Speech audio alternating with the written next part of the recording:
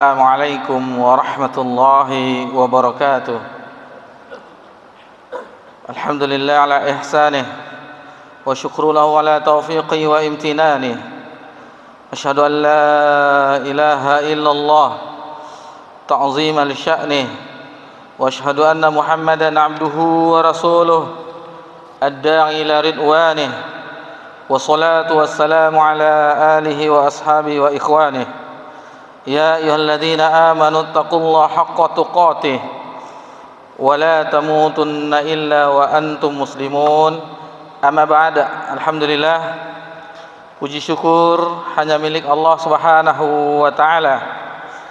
Allah Subhanahu wa taala senantiasa mencurahkan nikmat kepada seluruh makhluknya, dan itu tidak pernah terhenti walaupun hanya sekejap mata.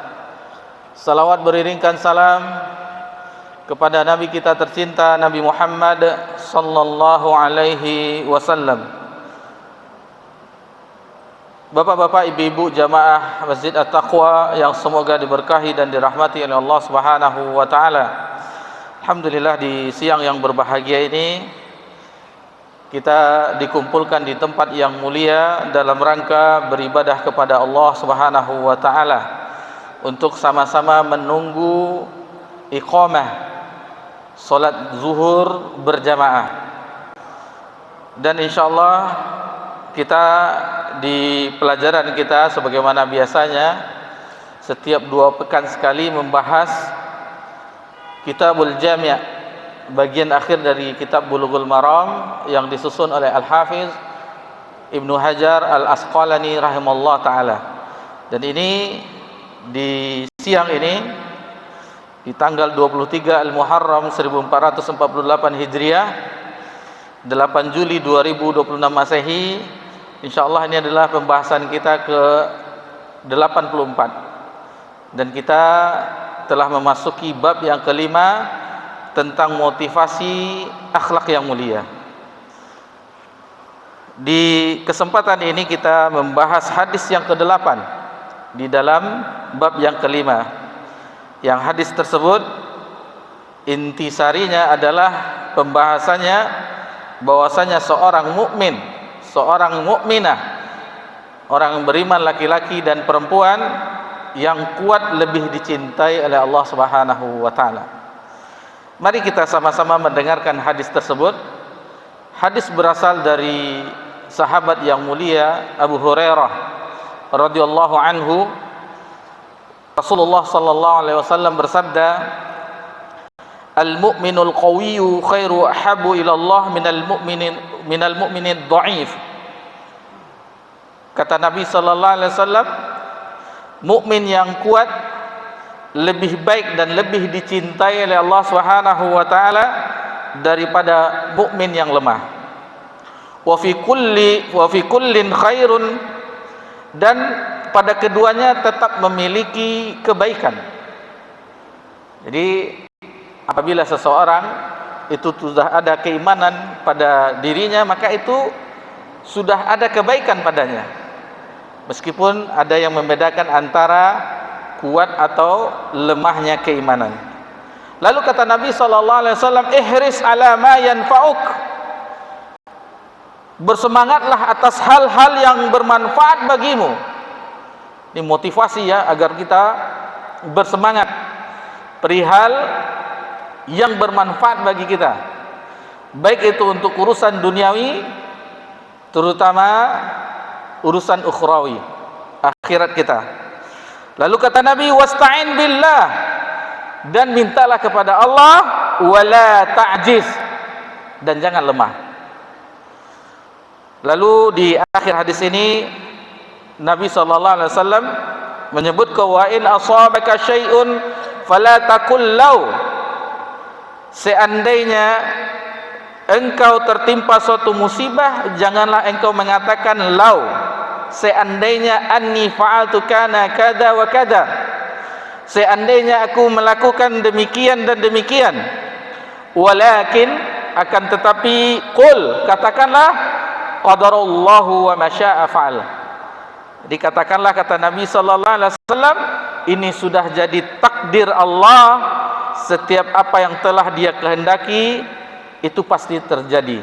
Fa inna law, maka sesungguhnya perkataan law, seandainya, taftahu amala syaitan, dapat membuka pintu syaitan. Hadis ini sahih, diriwayatkan oleh Imam Muslim di dalam sahihnya nomor 2664. Taib, kita akan ambil butiran-butiran faedah dari hadis yang mulia ini. Jadi Nabi sallallahu alaihi wasallam di awal hadis menyebutkan al-mu'minul qawiyyu khairun wa ahabu ila Allah minal mu'minin ad-dha'if. Seorang mukmin yang kuat, baik itu laki-laki dan perempuan, itu lebih dicintai, lebih disukai oleh Allah, lebih baik di sisi Allah daripada mukmin yang lemah. Jadi faktor keimanan itu akan membuat seseorang akan kuat. Permasalahannya bukan faktor fisik saja. Betapa banyak kita saksikan orang-orang yang kuat tenaganya, fisiknya, bisa melakukan hal-hal seperti olahraga, lari 10 km, mengangkat beban di olahraga gym, itu sanggup. Akan tetapi ketika dikumandangkan azan di sebelah rumahnya, tidak sanggup untuk melangkahkan kaki ke rumah Allah. Ini permasalahannya bukan kekuatan fisik, tetapi yang lebih diutamakan adalah kekuatan iman, seruan iman.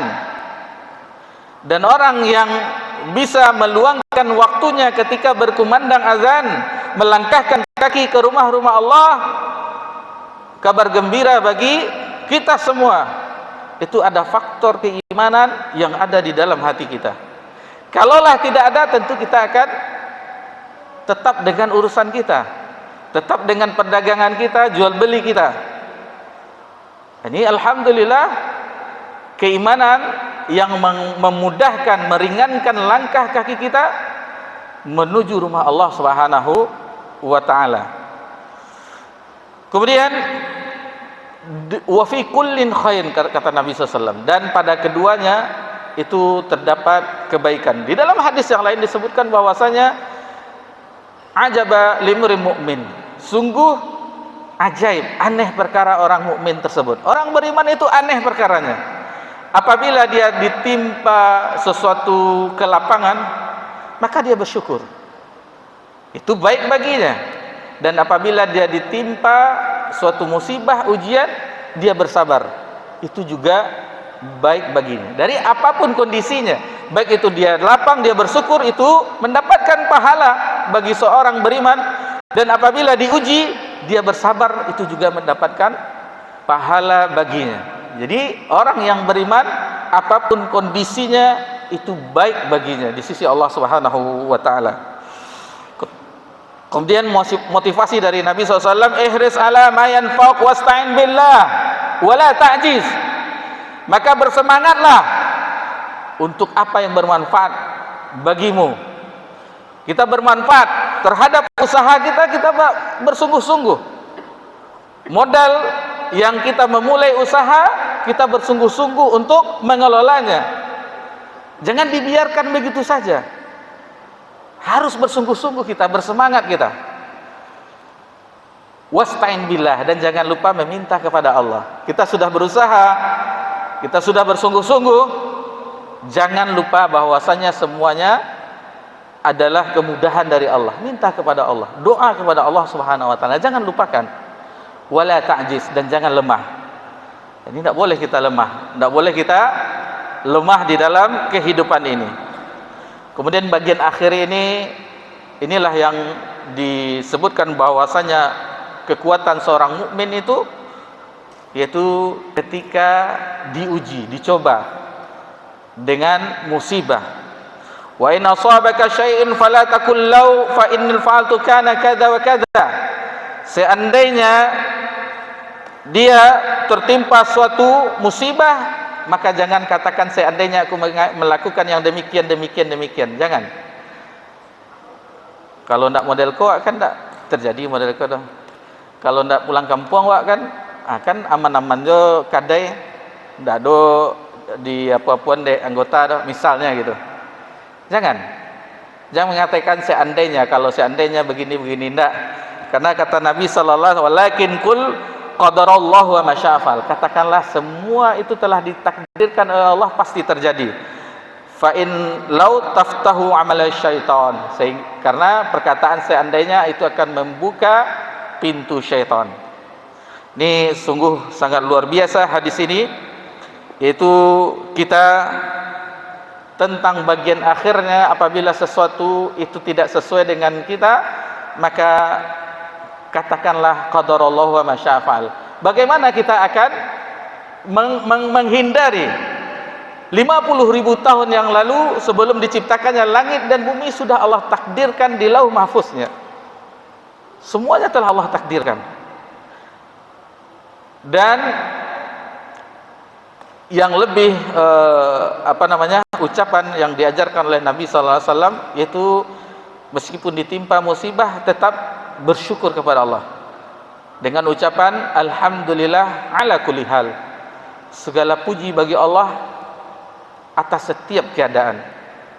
Dan apabila itu suatu kenikmatan yang kita sukai misalnya, maka ucapkanlah alhamdulillahilladzi bi ni'matihi tatimus shalihat. Segala puji bagi Allah yang dengan nikmatnya sempurnalah amal soleh.